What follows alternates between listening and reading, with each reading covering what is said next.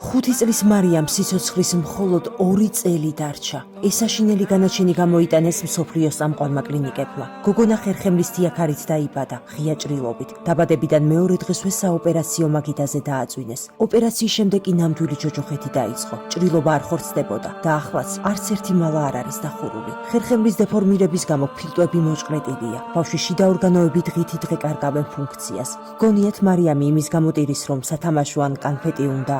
არა. გონიერი ბავშვი იმიტომ ტირის, რომ სიკვდილთან ბრძოლის უკანასკნელი ძალაც გამოელია. მარიამს ასევე საშინელი დაავადება ჰიდროცეფალია აქვს. 4 თვის ასაკში ტვინის შუნტირება ჩაუდარდა. ჯერ სულ რაღაც 5 წლისაა და უკვე 5 ოპერაცია, 5 ნარკოზი გადაიტანა ამ პატარა ანგელოზმა.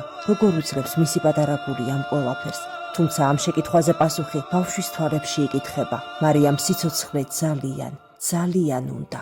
მხოლოდ ამ ერთ კადრში ასახული მარიამის ყველა ის ტკივილი, რასაც ათასობით სიტყვაც კი ვერ გადმოსცემს. მასაც უნდა სილაში თამაში, მაგრამ წეული ეტრი ამის საშუალებას არ აძლევს. დეიდა, მე სიზმარში უფალს და ანგელოზებს ვხედავ ხოლმე. ისინი მეფერებიან. მე ჩერნოვეცკის ფონდის კორესპონდენტი, გაუგნებული უსმენდი 5 წლის ბავშვის ამ სიტყვებს და დავწუნდი, რომ მარიამი ნამდვილი ანგელოზია, ციდან დედამიწაზე მოვლენილი და სწორედ ამის გამო ცდილობს სატანა, რომ ბავშვი ამ სამყაროდან წაიყვანოს, რათა გოგონამ სიკეთის პლანტაციები არ გააშენოს ამ ცოდვილ დედამიწაზე. მარიამის გადარჩენის ერთადერთი გზა არსებობს. ბავშვს ურთულესი ოპერაცია ესაჭიროება ხერხემალზე. უფლის წყალობით მსოფლიოს ერთ-ერთმა წამყვანმა კლინიკამ პასუხისმგებლობა აიღო. სამწუხარო კი ისაა, რომ $70,000 საჭირო, რისი შესაძლებლობას ოჯახს არ გააჩნია. გახსოვდეთ, ამ ოპერაციის გარეშე მარიამს სიცოცხლის მხოლოდ 2 წელი დარჩა.